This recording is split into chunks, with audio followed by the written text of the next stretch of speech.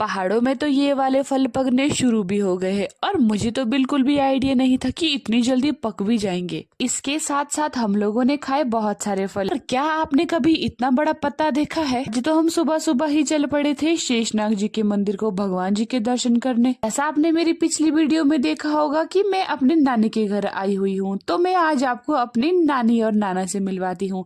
और ये मेरे नानी जी है और ये मेरे नाना जी है। आज सुबह की शुरुआत हमारी इस प्यारे से मौसम से होती है।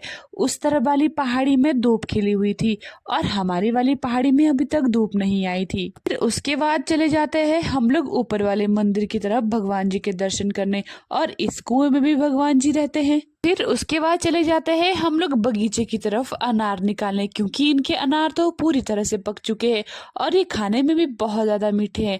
और कुछ अनार तो पूरी तरह से पककर ऐसे लाल लाल हो गए हैं। तो इनके बीच में कुछ ऐसे अनार भी थे जो कि पूरी तरह से सड़ चुके थे, कि ना इनके बीच में इस तरह से कीड़े चले जाते हैं और ये पूरे काले हो जाते हैं। पके हुए अनार तो हमने ढूंढ कर निकाल ही लिए और इसमें नमक लगा के हम लोगों ने खाए। और समीक्षा भी यहाँ पर बार बार पानी के पास जाने की जिद कर रही थी और क्यूट क्यूट सी स्माइल कर रही थी।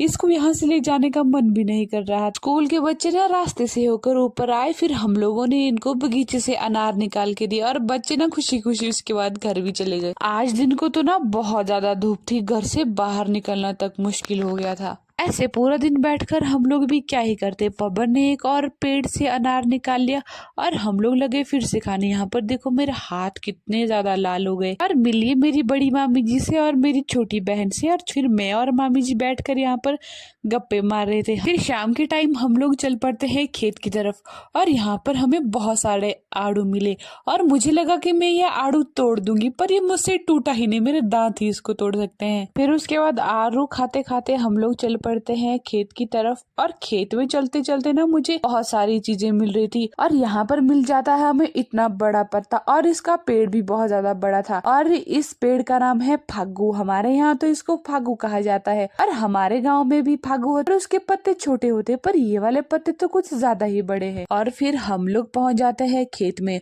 और ये खेत तो देखो कितना ज्यादा प्यारा लगा। और यहाँ पर तो माश की दाल की ऑर्गेनिक खेती की गई है, जो खाने में भी बहुत ज्यादा अच्छे होते हैं। फिर मैं भी लग जाती हूँ दांत उन करने, और ये क्या, मेरे तो दांत ही चमक जाते हैं। फिर उसके बाद हम लोगों को मिल जाता है आड़ू का सबसे बड़ा पेड़, और यहाँ के आड़ू तो बहुत अच्छे खाने को थे।